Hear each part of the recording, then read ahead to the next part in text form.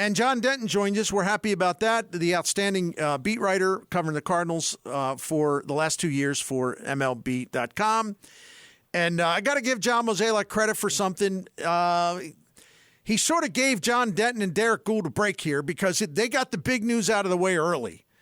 So these guys aren't going to be going to bed worrying about, I might have missed this, or when's the shoe going to drop? So Mo did you a favor there, right? That's the way I look at it. Yeah, Bernie. The winter meetings are usually a tense time. You're watching every conversation, which agent's meeting with which GM, and you're on pins and needles. And hey, all we got to do is fix the bullpen now, and that should be easy compared to what we thought we were going to go into for the winter meetings. And you please, as always, follow John Denton on X or Twitter at John Denton 555 at John Denton 555. I'm going to go back to Sonny Gray in a moment, because I was really excited by that signing. I thought it was an excellent move. But I wanted to ask you, because most people are wondering about this, what do you think is next? If you had to envision what we could expect or what's logical to expect as far as another personnel move or two, what's next on the list in your opinion? Bernie, what I'm about to say is not going to be very popular, but I know a lot of people still have their fingers crossed for Yamamoto, and I know a lot of people still want them to trade Steven Matz and go try to get Tyler Glasnow. I don't think that's what they're going to do. I really think they're going to. They think they're set at the starting pitching position. Zach Thompson, Matthew Liberatore will be their depth, their young arms. Maybe Graceffo, maybe McGreevy. I think they're going to work on the bullpen now. I really think that's their focus. I know, a lot of people think they still don't have a number one, but they have three starters that have, proven in this league that they're going to go deep in games. Are they going to give up a bunch of hits? Are they going to give up home runs now and then? Yes. But I really think the focus is going to shift now to the bullpen. I know everybody out there still wants them to chase starting pitching, but I really believe that the bullpen is next on the list. Yeah, John, I wrote something today about this at scoopsdannymac.com and talking about it for 2 days in a row. And listen, I'm one of the people that thinks they would do well to add another strong starter. But I also know they don't want to, there's some reasons they wouldn't want to do that. And I think Yamamoto is a pipe dream. It puzzles me why people think, frankly, that there's even a 1% chance Bill DeWitt would sign off on something like that when you got the big boys of baseball, as far as they're all going to be bidding and going nuts on trying to get him. And like Bill DeWitt's, people in the media, fans think Bill DeWitt's going to call Mo and say, look, I don't care what it takes. If it's $280 million, sign him. Like, come on, let's get our heads out of the clouds. There's no chance of that. There never was a chance of that. So, but they can improve the pitching staff going forward from top to bottom. They still can improve it. And that bullpen is huge. That's a huge, huge part of that team if they're going to turn it around in 2024. I don't have to tell you how many stories you had to rip up, so to speak, because Cardinals blew late leads all season long. Yeah, I mean, their bullpen was totally overexposed this past season. I mean, it all started with starters going 3 and 4 innings, and the bullpen were having to cover far too many innings. Bernie, I know bullpen guys are so volatile. Just because they're great one year doesn't mean they're going to be great the next year. Just because they're bad one year doesn't mean they're going to be bad the next year. The bullpen, I mean, this was arguably one of the worst bullpen seasons they've had in maybe 10 or 15 years. They blew 26 saves, I think it was. Really had their problems at times. Ryan Helsley missed 2.5 months. That was a killer for the team. So, like I said, I really think their focus now is going to be on the bullpen. I mean, look at the way they structured the contracts. I mean, 1 year with an option for Lance Lynn and Kyle Gibson. 3 years. I still can't believe they got Sonny Gray for 3 years. Usually that's a 5-year at a minimum. I mean, I saw one projection today for Yamamoto was for 9 years for $240-something million. I mean, the Cardinals are not going to do that. They've never done that. They wouldn't give Albert Pujols $200 million after the best 11-year stretch in maybe baseball history. So they're not going to give an unproven guy from Japan $250 million. I know that's what people want, but I really think that they feel like they're set at the starting pitching position, and they're going to attack their bullpen now, trying to make it better. Yeah, absolutely. No, listen, I said this a few weeks ago. I said, for once, I would like to see Bill DeWitt say, "Ah, the heck with it. Let's do whatever it takes to get him." I don't think people are nuts for wanting that, but I'm also pragmatic, as I know you are, and it's not going to happen. So why torment yourself, you know? And if you're that upset about it, then you don't have to be a customer. And I'm not saying that to be disrespectful. I mean, ultimately, the customers have the choice about what they're going to do as far as spending money or their viewing habits. I mean, but, you know, DeWitt is never going to do something like go all in for a Yamamoto. And I'm not sure all the wish casting people have somehow talked themselves into thinking it's even remotely possible. As I said earlier, if you think that that's going to happen, then you also think that Bill Belichick's going to win NFL Coach of the Year this year, you know. So anyway. Bernie, I think it's the backup quarterback syndrome, you know. Nobody's seen Yamamoto pitch in this league, so he's great, you know. Everybody howls for the backup quarterback until they put him in, and then you see why he's the backup. Like, you know, yes, he's put up great numbers in Japan. Yes, everything you hear is great. You know, Lars Newbar raves about him.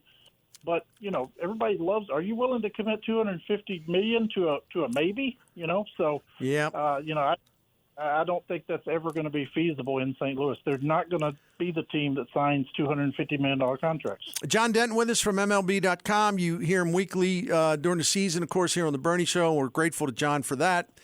Let's talk about Sonny Gray. I got to tell you, and we're going to play some of this for our audience here in a while, but I was, when I finally had a chance to listen, because I was on the air during the news conference, when I had a chance to actually listen to everything he had to say, I got to tell you, man, I was fired up, and I really mean that. The Cardinals, John, you know this, they need an infusion of leadership in that clubhouse. Lynn's bad cop leader, and that's a good thing. Kyle Gibson's like good cop leader. That's a good thing. Sonny Gray somewhere in the middle, but he's constantly striving and obsessed with getting better and finding ways to make himself more effective. And from what I can tell, he believes that it's also going to be his role to sort of get the other pitchers in that room on the same wavelength in terms of a mindset. How good do you think he's going to be in changing that clubhouse? Yeah, Bernie, when he said, you know, I'm not going to look in and smile at the batter, I'm not going to wish him a good day or anything like that, like I had to wipe the smile off my face. I mean, Sonny Gray killed it in the press conference. I know that's not the biggest deal, but, man, he said a lot of the things that I know Cardinal fans want to hear. I mean, he is a competitor. He is a fighter. And, you know, he said, when you talk about wanting to change the culture, change, you know, the mindset of having gritty guys who are tough and they want the ball, you go get Lance Lynn, you go get Sonny Gray. I mean, those guys are fighters. You look at it, you know, I think in their career, in Kyle Gibson, Sonny Gray, and Lance Lynn's career, I think they have 16 seasons where they've made at least 30 starts. Like, those guys want the ball every fifth day. They're not going to be begging out with a hangnail or a blister. They're going to make their start, and they're going to pitch well, and they're going to pitch deep into games. Yes, Lance Lynn gave up a ton of home runs, but you don't think he's going to come back better? You know, I love what John Mozeliak said. He said, Lance with a chip is a good Lance. Like, we all know what kind of fighter Lance Lynn is. You know he's going to want to prove himself better than that. And like Sonny Gray said, you know, he's going to be a leader, and he's going to push guys, and he's going to expect greatness out of himself. And, you know, I thought he said a lot of the good things, a lot of things that people want to hear, a lot of stuff about being a leader, a lot of stuff about being tough. So, you know, I think the kid was just oozing personality last night, and it was so good to hear.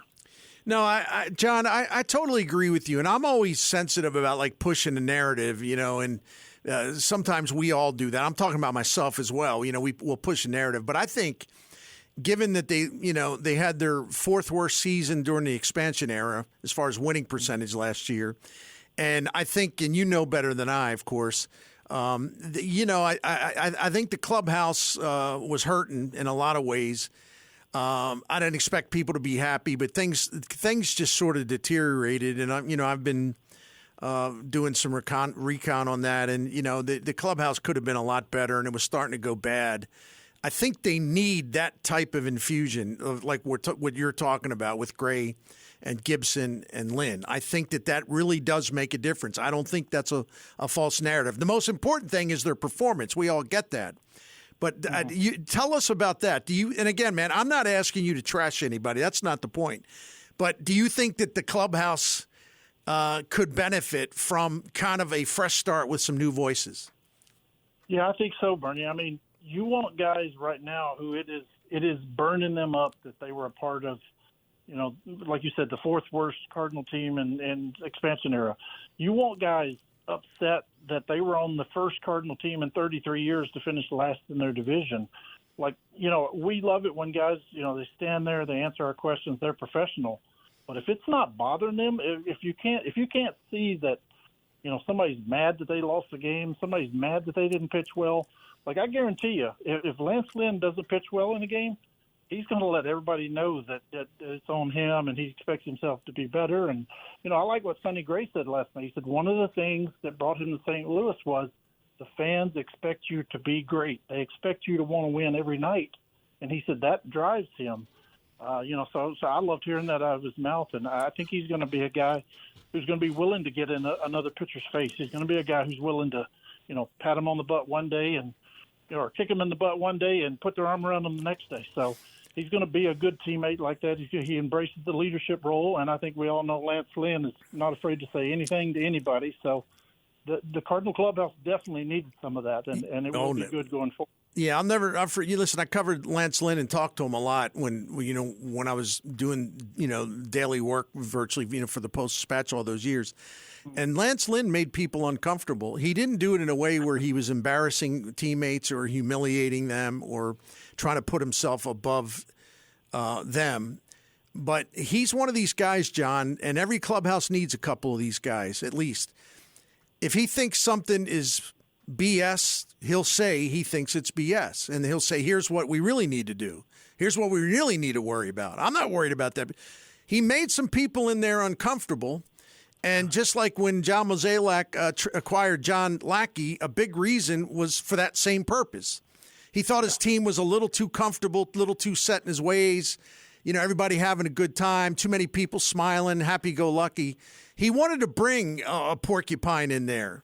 And I think that can be valuable in the right setting. I really do. And I love the fact that Lance Lynn made some teammates uncomfortable. Like I said, he didn't do it in an unprofessional way, but every clubhouse needs those guys.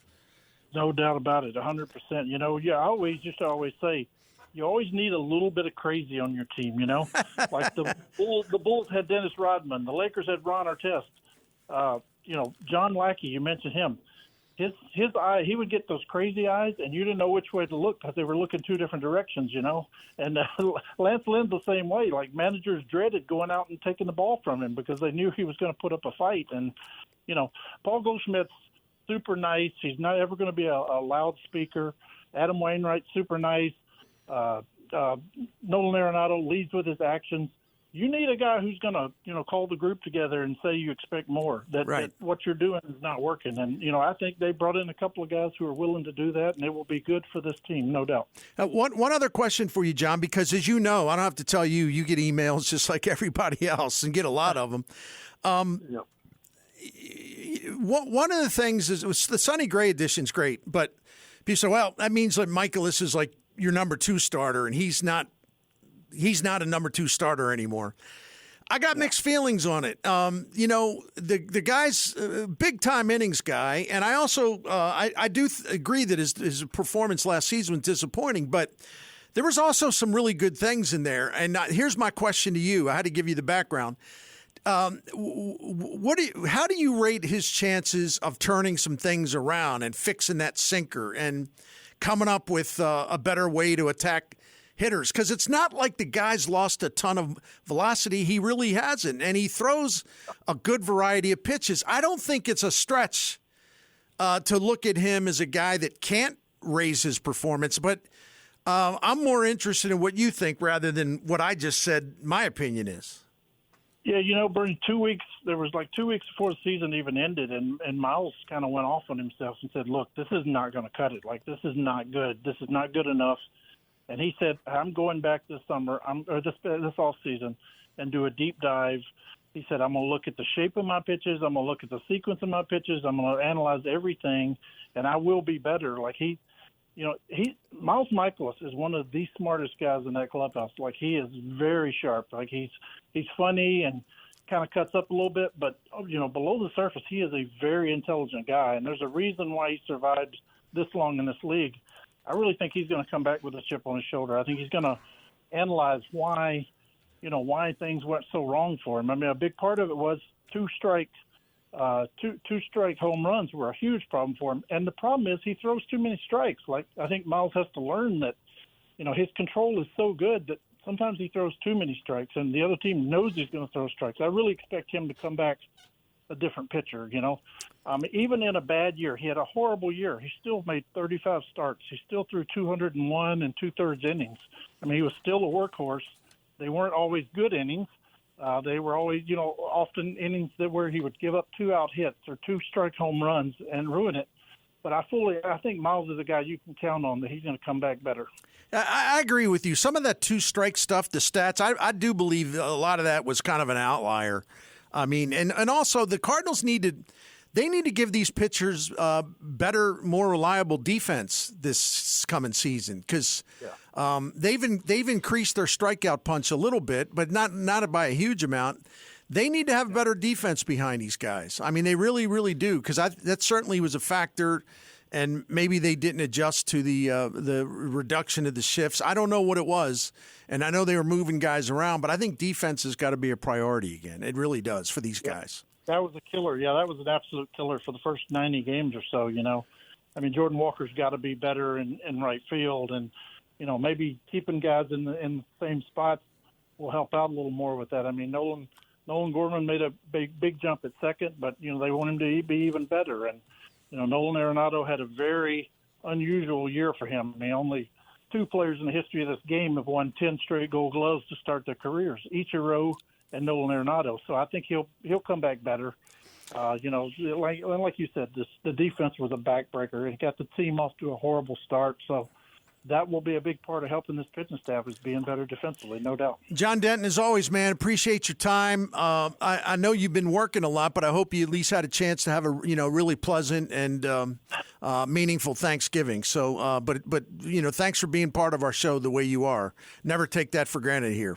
Thanks. I appreciate it, Bernie. Thanks so much. Keep up the good work. That's our buddy John Denton.